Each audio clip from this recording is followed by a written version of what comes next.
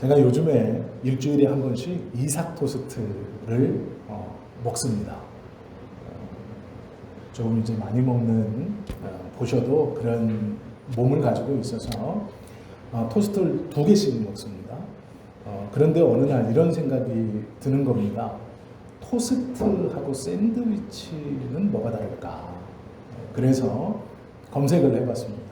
토스트라고 치니까 뭐라고 나오냐면 빵 하나나 두 면을 바삭하게 구워서 그렇게 그대로 설명되어 있는 겁니다.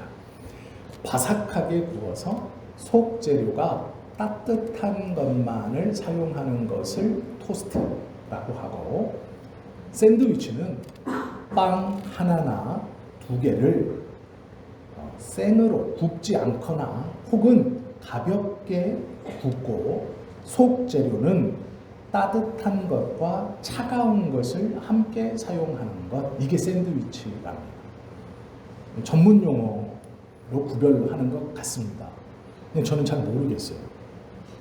근데 오늘 말씀의 제목이 고민을 되게 많이 했습니다. 왜 고민했냐면 토스트로 할까? 샌드위치로 할까? 이렇게 고민을 이건 뭘로 하지? 뭐가 더 적당할까? 하다가 샌드위치로 말씀의 제목을 좀 정했습니다. 그냥 이렇게 나온 게 아니고 절대로 토스트 먹다가 이렇게 한 게 아니고 정말로 고민했습니다. 토스트로 샌드위치라는 건데요. 오늘 본문의 말씀은 12년 동안 혈류증을 앓은 여인에 관한 이야기인데요. 이 여인에 관한 이야기를 보는데 왜 본문 말씀이 34절 한 절이냐? 본문을 중심으로 보려는 게 아니고요.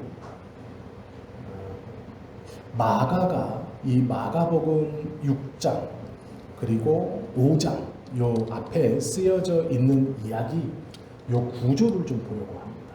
성경을 읽을 때 성경의 줄거리나 저자의 의도, 또 하나님께서 이 말씀을 통해서 우리에게 하시고 싶은 말씀, 그 의미들을 기억하고 찾으려고 하는 것이 매우 중요한 모습이고 또 자세이죠. 그런데 잊지 말아야 할 것은 정확한 의도가 있으면 또 정확한 구조를 갖고 있다는 겁니다. 근데 오늘 본문은 샌드위치 구조 속에 들어가 있는 이야기입니다. 이게 무슨 말인가 하실 수도 있는데 설명을 들으시면 잘 이해하실 수 있습니다. 오늘 본문의 이야기의 출발은 21절부터 시작되어집니다. 그런데 해당장 야이로의 이야기가 이 5장 21절 이 이야기의 출발입니다. 그리고 24절부터 쭉 이야기가 전해 내려오다가 갑자기 혈류증 걸린 여인이 등장하고 그 여인의 이야기가 한참 계속되다가 다시 35절부터 야이로의 이야기로 돌아갑니다. 이게 무슨 말이냐면 5장 21절부터 야이로의 이야기로 출발된 이 이야기가 혈류증 앓은 여인이 중간에 끼어들고 다시 그 뒤에 야이로의 이야기로 이야기를 마칩니다. 즉 야이로의 이야기 사이에 끼어있는 이야기가 혈류증 앓은 여인의 이야기입니다. 독립된 이야기가 아니고요. 하나의 이야기 속에 끼어 있습니다. 이게 빵과 빵 사이에 계란이나 치즈나 햄을 넣은 샌드위치처럼 되어 있습니다. 그래서 이런 이야기의 형태를 샌드위치 구조라고 합니다. 오늘 이야기는 이 샌드위치 구조라는 형식으로 성경을 좀 보려고 합니다. 이게 무슨 말이냐 싶겠지만 이 이야기를 잘 들어보시면 아마 이해하실 수 있다라고 생각합니다. 마가복음 5장 26절에 보면 이렇게 기록되어져 있죠. 많은 의사에게 많은 괴로움을 받았고 가진 것도 다 허비하였으되 아무 효용이 없고 도리어 더 중하여졌던 차에 라고 이 여인의 현 상태를 설명합니다. 12년 동안 몸에서 피가 마르지 않고 계속해서 흘러내리는, 즉 상처가 낫지 않고 그 상처에서 계속 피가 바깥으로 배출되는 이 혈류증이라는 병을 앓고 있는 여인이 있었습니다. 근데 문제는 이 병을 나아보려고 정말 많은 노력을 했다는 것이죠. 많은 의사에게 찾아가 보았고 또 신비적인 방법도 동원해 보았고 그리고 가지고 있던 돈도 다 허비했습니다. 그 12년의 시간 동안 육체적으로도 힘들었고 정신적으로도 힘든 시간을 보냈습니다. 근데 문제는 경제적 어려움, 또 질병, 개인의 고통, 그것뿐 아니라 종교적인 따가운 시선과 눈총도 있었습니다. 왜 그러냐면 이 당시의 혈류증은 일반인들이 생각하기에 하나님께서 내린 징계 중 하나였다라고 생각했습니다. 그래서 이 여인은 12년 동안 병도 앓았고 재산도 다 잃어버리고 고통을 받았고 정신적으로, 육체적으로, 경제적으로 또 그 당시에는 가장 중요하게 여겼던 종교적으로 많은 어려움과 비난 그리고 따돌림 가운데 있었던 여성입니다. 이 여인의 상황을 표현하는 말 중 이름이 없다는 것을 눈여겨보아야 합니다.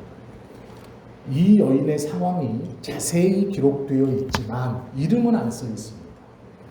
어떤 여자입니다. 어떤 상황입니다. 그런데 이름이 없어요. 이름이 안 써 있는 이유는 이 여인의 보잘것없음을 보여주는 겁니다. 고통받고 있고 어려움에 있고 경제적으로도 종교적으로도 개인적으로도 힘듦과 어려움 속에 있는데 이름이 기록되어져 있지 않을 만큼 하찮은 여인이고 그 하찮은 여인이 이런 큰 어려움에 처해 있습니다. 이게 뭐냐면 여인의 비참함이 이렇습니다 라고 설명하는 것이죠. 그러면 이 여인과 대조되는 야이로는 누굽니까? 회당장이라고 말합니다. 마가복음 5장 22절에 보면 회당장 중에 하나인 야이로라 하는 이가 라고 말하죠. 이 당시의 회당장, 특별히 예루살렘에는 5개의 크고 대표적인 회당이 있었습니다. 산헤드린 공의회에서 높은 자리를 차지하고 있는 4명의 큰 스승들, 큰 랍비들이 하나씩 대표로 있는 큰 교회들이 존재했습니다. 그리고 그 큰 대표들이 중점적으로 활약하고 있는 4개의 큰 회당 외에 하나가 서민들을 중심으로 모이고 있는 회당이었습니다. 이 4학파에 속하지 않은 우리로 말하면 무소속인 회당이 하나 있었습니다. 이 야이로가 어느 회당의 회당장인지는 모르겠지만 그 예루살렘에 있는 5개의 대표적인 회당의 하나에 해당하는 대표입니다. 이게 문제가 뭐냐면 지금으로 말하면 교회 공동체가 모여있고 당신이 인격적으로도 훌륭해서 우리의 대표가 될 만합니다. 이런 게 아닙니다. 이 당시의 회당장은 자신의 건물을 회당으로 내어준 사람입니다. 무슨 말이냐면 그만큼 돈도 있다는 뜻이고 회당장, 예루살렘 안에 5명 안에 속하는 사람이라는 뜻입니다. 종교적 권위로도 굉장히 높은 위치에 있는 사람, 경제적인 위치로도 굉장히 부유한 사람, 그리고 이 여인과는 대조적으로 이름이 기록되어져 있습니다. 이건 비교하고 있는 겁니다. 이렇게 경제적으로도 부자이고 종교적으로도 높은 지위에 있고 이 사람의 이름은 야이로입니다. 이 사람의 이야기로 출발합니다. 모든 것을 다 가진 것 같은 사람, 비교할 수 없는 사람, 보통의 사람보다 더 많은 것을 갖고 높은 권력을 갖고 있는 사람, 그리고 반대적으로 이름 없는 여인, 재산을 허비한 여인, 병을 가져 종교적으로 부정하다 생각하는 여인, 아무것도 갖고 있지 않은 여인, 이 여인을 대조시켜 야이로의 이야기 가운데 넣고 있습니다. 그러면 이건 예사로 하는 이야기가 아니다라는 것을 우리는 알 수 있습니다. 분명한 어떤 의도가 있어서 이야기를 이렇게 꾸며가는 것입니다. 드라마를 찍었고 영화를 찍는다면 지금 두 사람의 극명한 주인공들을 놓고 이야기를 전개해 가고 있는 것이죠. 사회적으로 잘 나가는 회당장 야이로의 딸을 고쳐주는 이야기 가운데 불쑥 아무것도 내세울 것 없고 가진 것 없고 주목할 것 없는 한 여인의 이야기가 불쑥 끼어들어져 있다라는 것이죠. 상대적으로, 아니 야이로와 비교하지 않아도 이 여인의 삶은 너무 초라하고 힘들죠. 아무것도 없고 가진 것도 없고 병도 얻었고 사람들의 따가운 눈총도 받고 있습니다. 상대적이지 않아도 너무나 비참하고 너무나 힘든 삶을 살고 있죠. 제가 며칠 전에 신문을 보다가 하나의 기사를 봤습니다. 절대로 오해하지 마십시오. 살고 계시는 집이 자가인지 월세인지 전세인지 저는 모르겠습니다. 그런데 얼마짜리에 살고 계십니까? 열심히 노력하고 직장 생활하고 또 계획을 가지고 대출을 껴서 집을 사셨을 수도 있습니다. 그리고 정말 기뻤을 것입니다. 내 집이구나. 그리고 열심히 또 부지런히 그 대출금을 갚고 계실 겁니다. 그건 기뻐할 일이고 축하받을 일이고 즐거워할 일이고 충분히 자랑할 만한 일일 것입니다.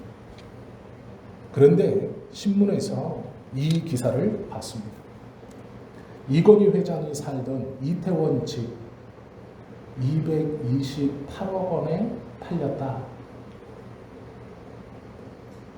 집이 한 채가 아니에요.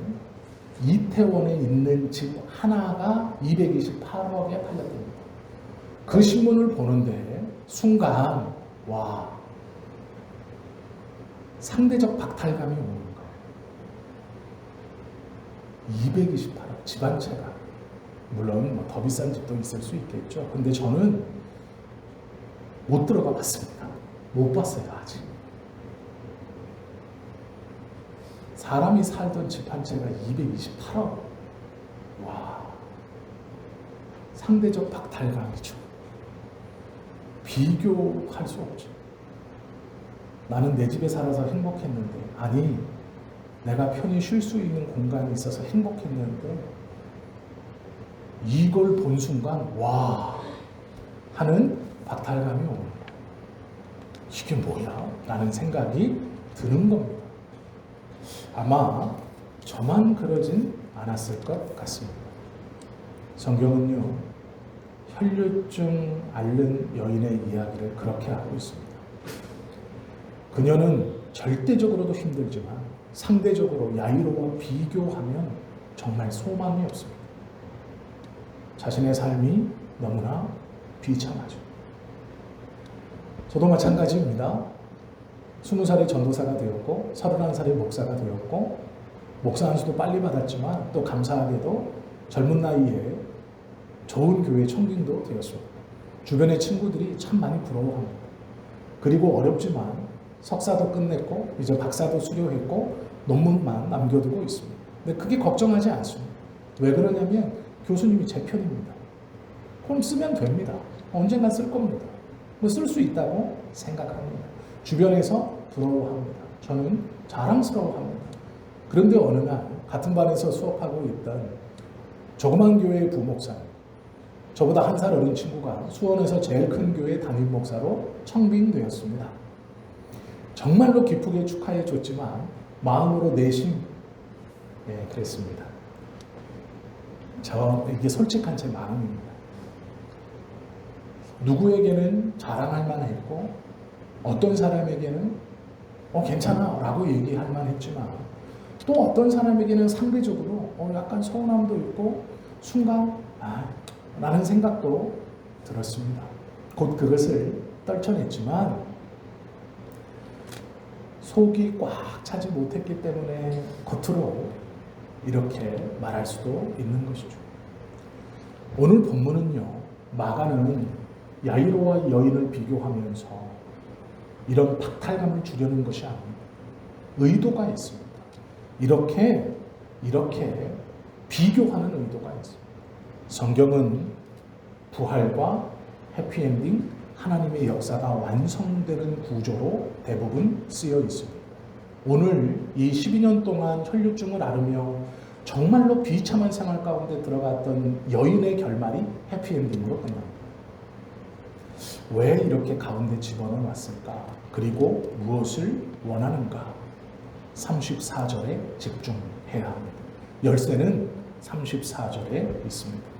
예수께서 이르시되 야이로와 비교해서 보잘것없고 야이로와 비교하지 않아도 비참한 삶을 살고 있는, 개인적으로, 경제적으로, 종교적으로 아무것도 갖고 있지 않은, 이름도 기록되어져 있지 않은 이 여인에게 예수님이 따라라고 부르십니다. 이게 첫 번째입니다. 따라. 비참한 여인에게 예수님의 이 부르심이 중요합니다. 상대적으로나 절대적으로나 비참한 생활을 살고 있었던 여인, 그 여인에게 예수님이 따라라고 부릅니다. 이것이 시작입니다. 위대한 인생은 아닙니다. 대단한 인생은 아닙니다. 그러나 존귀합니다. 그러나 귀하다라는 것입니다. 가진 것은 없고 내세울 것은 없지만 예수님은 그 인생을 존귀하게 생각하시고 여겨주십니다. 그래서 따라라고 부릅니다. 이건 주님의 환대입니다. 주님의 초대입니다. 자기 자신의 정체성을 어디서 발견하느냐는 이래서 중요합니다. 세상은 야이로처럼 해당자, 돈 많은 사람, 권위를 갖고 있는 사람, 권력을 가지고 있는 사람, 남과 비교하여 잘 살고 잘 먹고 잘 누리는 사람을 대접합니다. 그들을 귀하다, 존귀하다라고 여깁니다. 그들과 우리를 비교하면 우리는 상대적으로 비참합니다. 상대적으로 비교할 것이 없죠. 그들 앞에서 우리의 정체성을 찾으면, 나의 정체성을 찾으면 소망이 없습니다. 할 것이 없습니다. 아무것도 기뻐할 것이 없습니다. 그런데 놀랍게도 세상은 그렇게 우리를 찾으려고 하고 부르려고 하고, 아니 우리를 찾지도 않고 부르지도 않는데 놀랍게도 하나님은 따라라고 불러주십니다. 이 예수님의 부르심 앞에서 자신의 정체성을 찾는 사람은 기뻐할 수 있습니다. 담대할 수 있습니다. 소망을 가질 수 있습니다. 서울대를 나와도, 연세대를 나와도, 고려대를 나와도 하버드 나온 사람 앞에서는 주눅들 수밖에 없습니다. 프리스턴 나온 사람 앞에서는 주눅들 수밖에 없습니다. MIT 나온 사람 앞에서는 위축될 수밖에 없습니다. 왜요? 학벌로 판단하기 때문에 그렇습니다. 그러나 그것이 우리의 판단 기준이 아니고, 위대한 인생, 비범한 인생은 아니지만 하나님은 우리를 존귀한 사람으로 취급하시고 불러주신다라는 것이죠. 비교만 한다면 한 달란트 받은 자처럼 만족하지 못하고 불평과 불만하며 세상을 살아갈 것입니다. 그러나 하나님 앞은 다릅니다. 하나님은 우리를 존귀하게 불러주십니다. 이 따라라는 것은 놀라운 부름입니다. 이것은 놀라운 초대입니다. 그 전까지 이 여인이 가지고 있었던 모든 생각들을 뒤집는 겁니다. 하나님의 아들이신 예수 그리스도가 비참한 여인, 비천한 여인, 이름도 기록되어져 있지 않은 여인을 따라라고 부르는 이 말은 세상의 기준으로 판단될 수 없고 세상의 기준으로 판단하지 않는다라는 것을 보여주시는 것이죠. 이 여인은 이 한 부름 속에 존귀한 여인이 됩니다. 자신의 존재가 귀한 사람이 된 것이죠. 성도는 열등의식을 그래서 넘을 수 있습니다. 세상의 어떤 사람도요, 비교의식에서 자유롭지 못합니다. 집의 크기, 전세, 월세, 반전세, 평수, 자가용 CC의 유무, 연식의 차이, 학벌, 재산, 아니요. 세상은 그것으로 판단하기 때문에 그 앞에 서면 항상 위축됩니다. 그러나 하나님의 사랑은 다릅니다. 하나님은 그것을 개의치 않기 때문에 그렇습니다. 하나님 앞에서 자기 자신을 바라보는 사람은 열등감을 넘을 수 있습니다. 서울대 나온 사람이 부럽지 않고 대기업에 다니는 사람이 부럽지 않을 수 있습니다. 하나님은 그것으로 우리를 판단하지 않기 때문에 그렇죠. 예수님의 사랑을 깨달은 사람만이 이 열등감을 넘을 수 있습니다. 세상에 존재하는 수많은 사람들 중 하나님의 사랑을 아는 사람만이 이것을 유일하게 뛰어넘을 수 있죠. 내가 예수님을 믿고 있고 내 안에 하나님이 있다고 하면서 이것에 아직도 쌓여 있다면 그건 하나님의 사랑을 온전히 깨닫지 못한 겁니다. 내 주변에 있는 성도들에게 열등감을 느낀다. 하나님의 사랑이 무엇인지 모르는 것이죠. 내 자녀가 누구보다 조금 부족해 보인다? 아니요, 그렇지 않습니다. 절대로 그렇지 않습니다. 하나님의 사랑을 붙들고 그 사랑을 느낀 사람은 이 열등감을 뛰어넘어 하나님 앞에서 자신의 삶을 발견합니다. 그래서 하나님의 인정을 통해 온전한 삶을 살아갈 수 있습니다. 혈루증이 사람들의 비난이 문제가 되지 않죠. 그래서 감사하고 따라 불러주시는 이 음성은 그 모든 것을 뛰어넘게 하는 놀라운 음성이죠. 그래서 이 음성이 귀한 것이죠. 목사가 되는 것만이, 신학교에 가는 것만이 하나님이 제일 기뻐하시는 것 아닙니다. 이름 낸 사람, 요양한 사람, 잘하고 있는 사람 아닙니다. 이름 없이 혹여 고통 가운데 어려움 가운데 있는 모든 사람, 하나님은 그 모든 사람을 귀하게 보시죠. 예수님께서 존귀한 사람들만 찾아다녔다면 왕궁에 계셔야죠. 왕을 만나고 계셔야죠. 그리고 예루살렘에서 5명 안에 들어있는 회당장 야이로와 얘기할 때 이름도 기록되어져 있지 않고 아무것도 갖고 있지 않고 비난받고 있는 여인이 불쑥 끼어들어 예수님 했을 때 잠깐 기다려라. 중요한 사람 만나고 있지 않냐? 너는 좀 기다려라. 먼저 만나고 있지 않냐? 회당장하고 얘기하고 있는데 예루살렘에서 5명 중 1명하고 지금 얘기하고 있는데 좀 기다려라. 이렇게 말씀하시지 않아요? 그렇게 하지 않으신다는 거예요. 예수님이 그렇게 하지 않으신다는 것은 우리에게 소망이 있다는 겁니다. 우리가 언제든 주님을 찾을 때 그 주님은 우리를 언제든 만나주시겠다라는 모양이에요. 우리를 귀하게 불러주시겠다라는 모양이에요. 내가 고통 가운데 있을 때, 두려움 가운데 있을 때, 불안 가운데 있을 때 언제든 예수님이라고 찾으면 그래! 라고 불러주시는 거예요. 내 딸아, 왜? 라고 찾아주신다는 거예요. 기다려라. 너는 이 사람보다 좀 덜 중요하잖니. 좀 기다려라. 아니 하신다는 거예요. 그러기에 소망이 있죠. 그러기에 이 샌드위치의 구조에서 야이로와 대화하시다. 이 여인을 따라 불러주시는 것은 그만큼 놀라운 말씀입니다. 그만큼 놀라운 부름입니다. 이 부름은 우리들에게 소망이 되는 부름입니다. 여인을 불러놓고 따라라고 부르죠. 이건 놀라운 거죠. 그러기에 우리가 여기 있을 수 있죠. 그리고 나서 하시는 말씀이 내 믿음이 너를 구원하였다. 이렇게 말합니다. 그럼 믿음이 뭡니까? 이 여인의 믿음 한번 생각해 봐야 합니다. 이 여인의 믿음은 대단하죠. 그러나 대단하지 않습니다. 왜 대단하지 않을까요?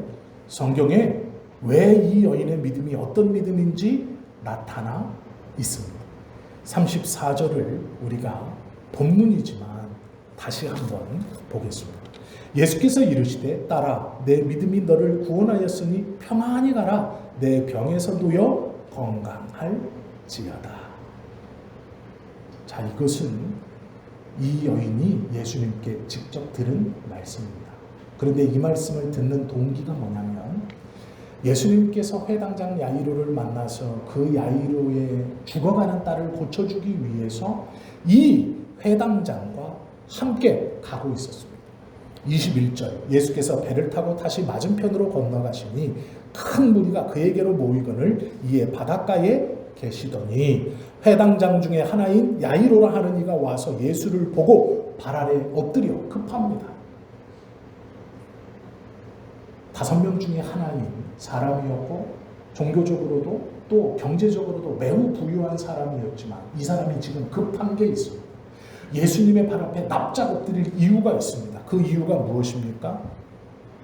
간곡히 구하여 이르되 내 어린 딸이 죽게 되었사오니 오셔서 그 위에 손을 얹으사 그로 구원을 받아 살게 하소서. 죽어가요. 누가? 딸이. 어린 딸입니다. 눈에 넣어도 아프지 않을 것 같은 그 딸이 지금 죽어갑니다. 그래서 급합니다. 그래서 예수님이 이에 그와 함께 가실새 가고 있습니다. 급하게 가고 있습니다. 야이로도 급했고 예수님도 급했어요. 야이로는요 자기 딸이 죽어갑니다. 어린 딸이 죽어가요. 납작 엎드렸습니다. 그래서 간절히 구합니다. 어린 내 딸이 죽어갑니다. 오셔서 안수해 주셔서 살려주십시오. 예수님과 회당장이 갑니다. 아마 회당장이요 뒤에서 예수님 밀고 싶었을 거예요. 아니 걸음이 왜 이렇게 느리십니까? 아마 할 수 있으면 업고 가든지 안고 가든지 달리고 싶었을 겁니다. 그런데 25절 보시면 12해를 혈류증으로 앓아온 한 여자가 있어. 많은 의사에게 많은 괴로움을 받았고 가진 것도 다 허비하였을 때 아무 효용이 없고 도리어 더 중하여 졌던 차에 무슨 말을 듣냐? 예수의 소문을 듣고. 이 여인의 믿음이요 예수의 소문을 듣고 생긴 믿음. 그러면 예수의 소문이 무엇입니까? 죽은 자를 살린다더라, 귀신을 쫓는다더라, 병을 고쳐준다더라 라는 소문입니다. 다른 소문이 아니에요. 병을 고쳐준다더라. 그리고 예수님의 옷자락을 잡습니다. 대단한 믿음이죠. 그러나 대단하지 않은 믿음입니다. 이게 무슨 말입니까? 이 여인은 예수님이 병 고쳐준다는 소문 그것 듣고 옷자락을 붙들었습니다. 내 병이 나을 것이다. 그럼 우리는요? 우리는 예수님의 소문만 들었습니까? 아니죠. 예배를 드린 게 몇 년입니까? 성경 말씀을 설교로 들은 게 몇 번입니까? 우리가 예수님의 이름을 직접 부르고 기도하는 것이 얼마입니까? 그럼 우리의 믿음이 더 대단하지 않습니까? 우리의 믿음이 더 온전한 믿음 아닙니까? 우리의 믿음이 더 좋은 믿음 아닙니까?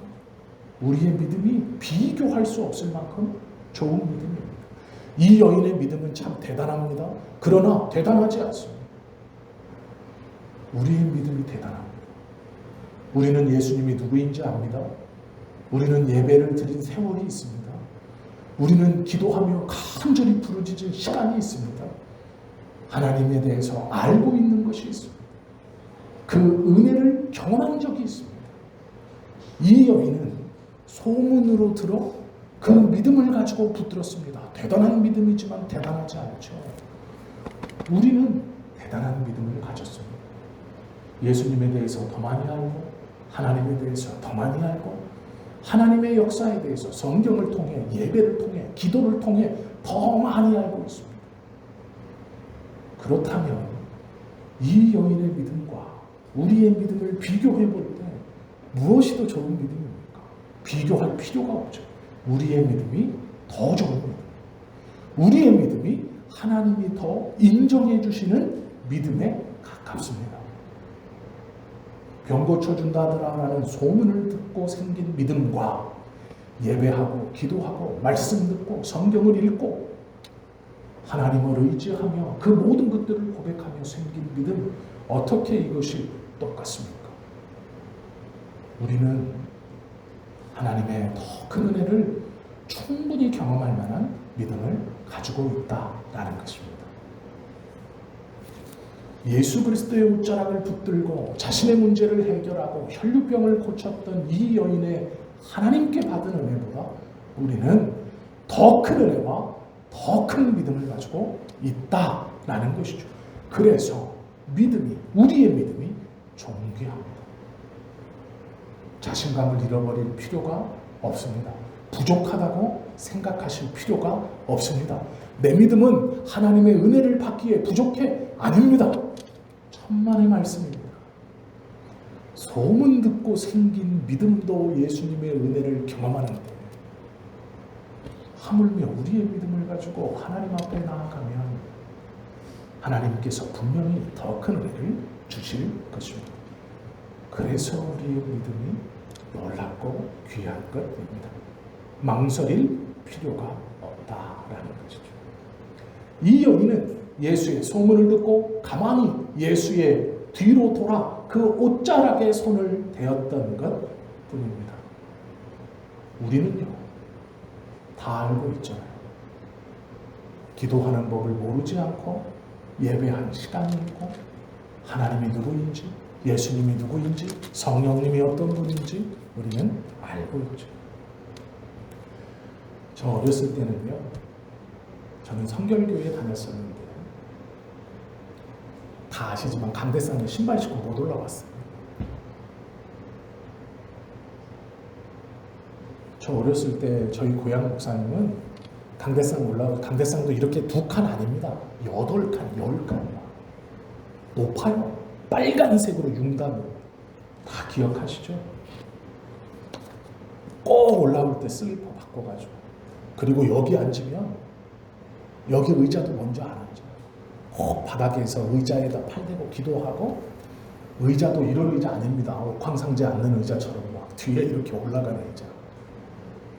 애들 강대상에 올라오면 난리 나는 거예요. 토요일 오후 되면요, 권사님 한 분이 이 걸레를 쫙 깨끗하게 빨아가지고 강대상을 싹싹 닦습니다. 위에서부터. 젊은 집사가 그거 한번 닦으면 난리 납니다. 모르고 닦았다가 난리 나요. 강대상에 올라가기만 해도 난리 납니다. 그리고요, 이 강대상에 닦는 이 권사님의 권력이 대단했습니다. 왜 그런 줄 아세요? 이 권사님이요, 말을 어떻게 하냐면, 내가 강대상 10년 닦아가지고 우리 애들 다 박사 만들었잖아요. 내가 이거 내 말 잘 듣는 내 구역에 내 뽑은 권사한테 주는 거예요. 그러면 그 권사님이 닦아요. 이걸 물려받아서 주면서 그냥 주는 줄 아세요? 5년만 닦아봐. 하나님이 복을 줘. 이러고 줬어요. 저 어렸을 때는 강대상 닦는 게 그런 거였습니다. 그럼 이 믿음이 대단한 믿음입니까? 대단한 믿음이지만 대단하지 않은 믿음이죠. 그러나 대단한 믿음입니다.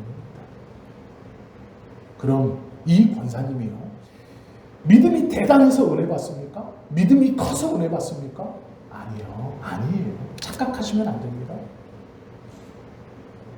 하나님을 믿는 믿음이 커서 은혜 받느냐? 그게 아니고, 크신 하나님을 믿는 믿음이 은혜를 받게 하는 겁니다.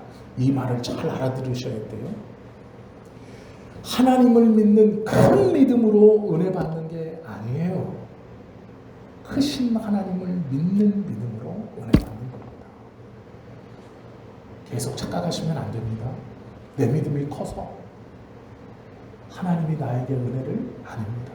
하나님이 커서 그 크신 하나님을 믿는 믿음이 나에게 있기에 은혜를 경험하는 겁니다. 우리의 믿음은요, 하나님을 믿는 큰 믿음이 아닙니다. 우리의 믿음은 크신 하나님을 믿는 믿음입니다. 그러기에 작아도 상관없어요. 좋은 믿음이지만 좋지 않은 믿음 상관없습니다. 강대상 구두 신고 올라와도 상관없습니다. 아무나 닦아도 상관없습니다. 애들이 올라와도 상관없습니다. 못 올라오게 하는 것도 믿음이지만 아무렇지 않게 올라오는 것도 믿음입니다. 그걸 귀하게 자기 말 잘 듣는 권사한테 큰 복을 물려주는 것처럼 이제 나는 나이가 들어 너는 내 말 잘 듣고 네가 잘했으니 너한테 준다. 너도 한 5년만 닦아봐라. 하나님이 복 준다. 큰 믿음입니다. 그러나 아니요. 그 믿음 때문에 복 받은 게 아니고 크신 하나님을 믿는 믿음 때문에 복 받은 겁니다. 우리의 믿음은 크신 하나님을 믿는 믿음입니다. 이 여인의 믿음 이렇습니다. 그래서 우리에게 소망이. 그럼 마지막으로 하나만 더 생각해 보죠. 야이로입니다. 야이로는 회당장입니다. 급했습니다. 하나밖에 없는 자기 딸, 아니 둘이 있을지도 모르겠지만 어린 딸, 눈에 넣어도 아프지 않은 어린 딸이 이제 곧 죽을 것 같습니다. 그래서 예수님께 쫓아와 납작 엎드렸습니다. 그런데 웬걸 자기하고는 비교되지도 않는, 세상적으로도 아무것도 가진 것 없는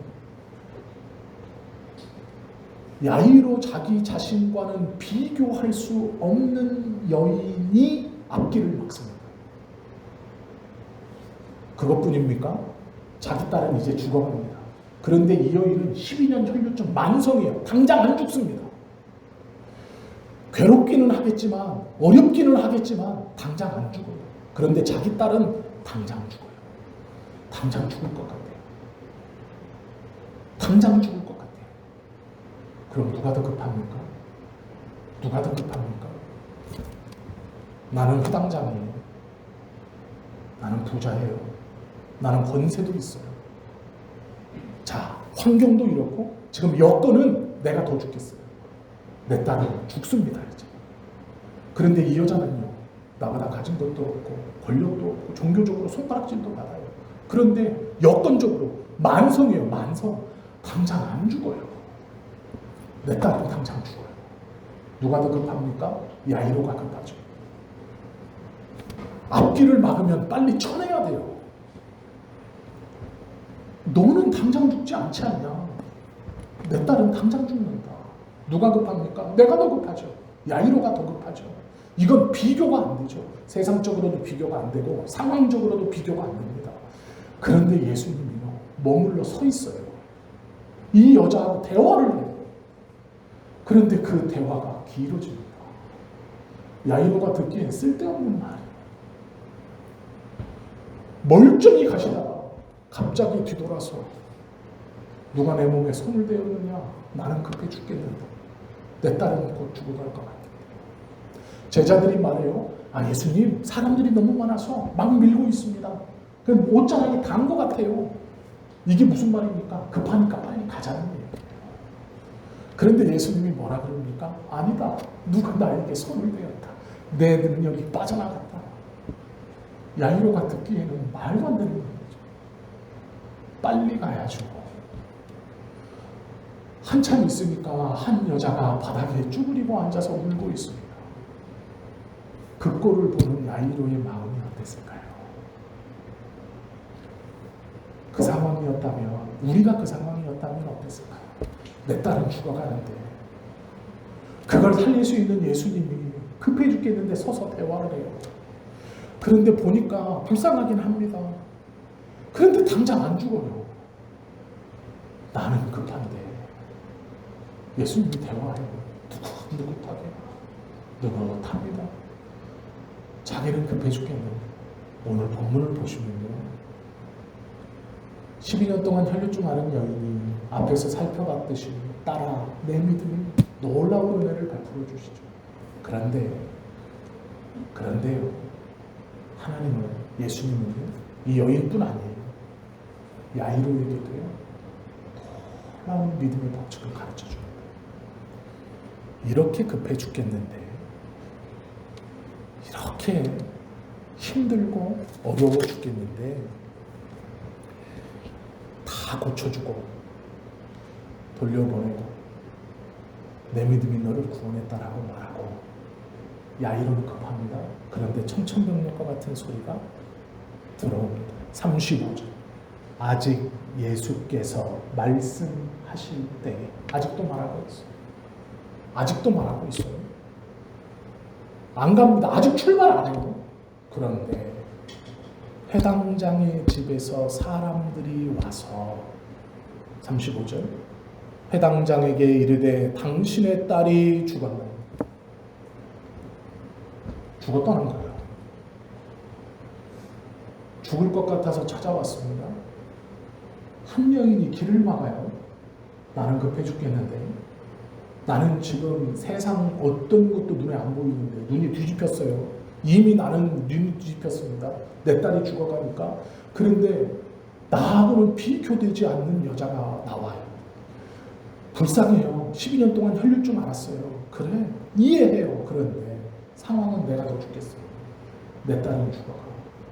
예수님이요 서서 말하고 있네요. 여인에게 은혜 베푸는 거 알겠어요. 그런데 사람이 와요. 내 집에서 갖고 온 소식이 뭡니까? 죽었대요. 그러면 끝난 거죠. 야이로의 입장에서요. 이 여인은 왼수예요. 이 여인은 원수입니다. 이 여인은 내 딸을 직접 죽이진 않았지만 야이로의 입장에서 충분히 너 때문에 내 딸이 죽었다고 할 수 있어요. 그런데 예수님이 놀라운 말 36절 보세요. 죽었습니다 이미. 예수께서 그 하는 말을 곁에서 들으시고 죽었다는 말을 들었어요.